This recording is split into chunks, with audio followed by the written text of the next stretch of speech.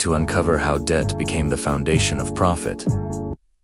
Winnet Hugoba, centuries before modern banking even existed. For most of human history, money represented something real: gold, silver, grain, or labor. Trade was limited by what you actually owned. But the 17th century changed everything. In 1694, the Bank of England was created, the first true central bank. It introduced a radical idea. The government could borrow money from private bankers, issue bonds, and pay them back with interest. Using taxes from citizens, debt became a product, and the interest on that debt became income for those who issued it. From that point forward, governments didn't just manage economies, they owed economies. The blueprint was born: create money through debt, charge interest, and expand it forever. Because the more debt exists, the more profit flows upward.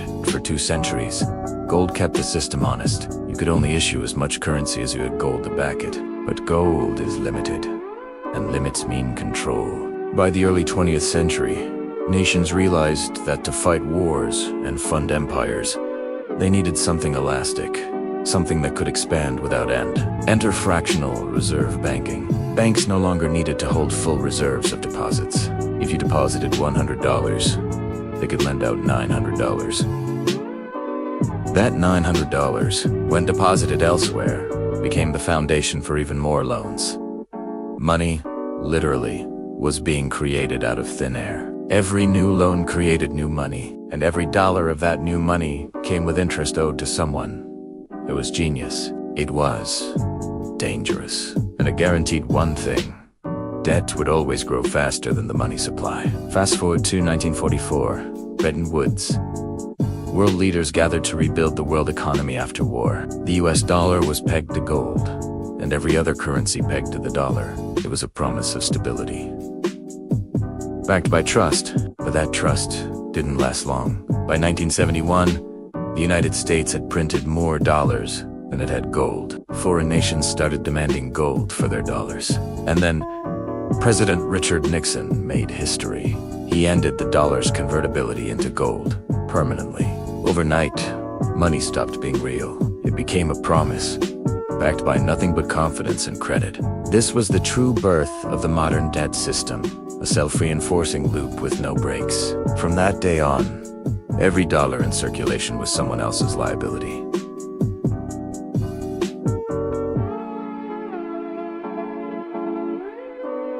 Debt wasn't the enemy of money anymore. It was money. Once debt became the engine, the game changed forever. Governments learned that they could expand economies by creating more credit. Banks learned that risk could be repackaged, sold, and insured. Corporations learned that leverage, not innovation, drove profits. Every financial crisis since has followed the same pattern.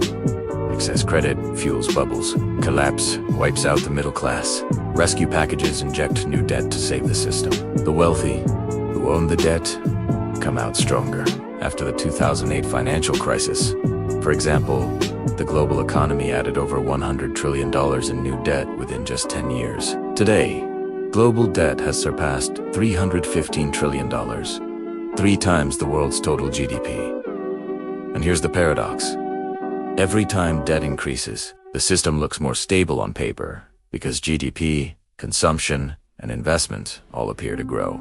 But it's an illusion built on borrowed time and borrowed money. The interest payments never stop. They only grow. Let us pull back the curtain on the mechanism itself, the hidden system that converts global debt into endless profit. When a government issues bonds, private investors, often banks and financial institutions, buy those bonds and receive interest payments funded by taxes. When central banks lower rates, it encourages more borrowing. When they raise rates, it creates crises that force new bailouts. Either way, the lenders win. And through it all, global institutions like the IMF and World Bank play a critical role. When developing countries can't pay their debts, these organizations step in, offering new loans to refinance old ones. In exchange, those countries must adopt reforms: privatization, austerity, and deregulation, all benefiting foreign capital. Debt becomes not just a financial burden, but a tool of policy control. And as nations fall deeper into the cycle, the money flows in one direction upward. From the many to the few. Today, the system is evolving again and becoming even more dangerous. Central banks around the world are developing digital currencies, programmable money that can be tracked, limited, or even deactivated. Combine that with record global debt, rising inflation, and AI-driven trading, and we're entering a new phase. Automated financial obedience. Every click, every transaction, every loan data fed into an algorithm that determines who gets access to credit, who doesn't, and under what terms. It's the same system, just faster, smarter, and invisible. And once money itself becomes code, control becomes absolute. History never repeats perfectly, but the pattern always rhymes. Debt expands faster than growth. Crises reset the system but never reform it. Wealth consolidates upward. The public pays the price. The same structure that caused the Great Depression, the Latin American debt crisis, and the 2008 meltdown still drives today's economy.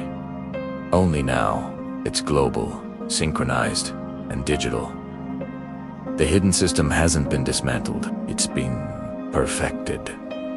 So what can we learn from this cycle, and what comes next? Debt is not a flaw in the system. It is the system. Every dollar you spend, every tax you pay, feeds a mechanism that converts debt into profit. For those who own the credit lines, crises are not failures. They are harvests. Each crash resets the system, transfers ownership upward, and prepares the ground for the next expansion of debt. Financial freedom starts with understanding the illusion. Money, as it exists today, is not backed by value. It's backed by belief. The moment belief cracks, everything built upon it does too. The hidden system that turns global debt into endless profit is not a conspiracy. It's an architecture, built, refined, and maintained over centuries. It survives because it hides in plain sight. It thrives because most people never question it, but the cracks are showing. As digital currencies rise, as debt mountains grow, as trust in fiat fades, the next reset isn't a question of if, but when. And when it comes, it won't just rewrite markets. It will rewrite money itself. So learn how the system works. Understand where your value really comes from. And never forget, if every country, every company, and every person is in debt, someone, somewhere, owns the balance sheet.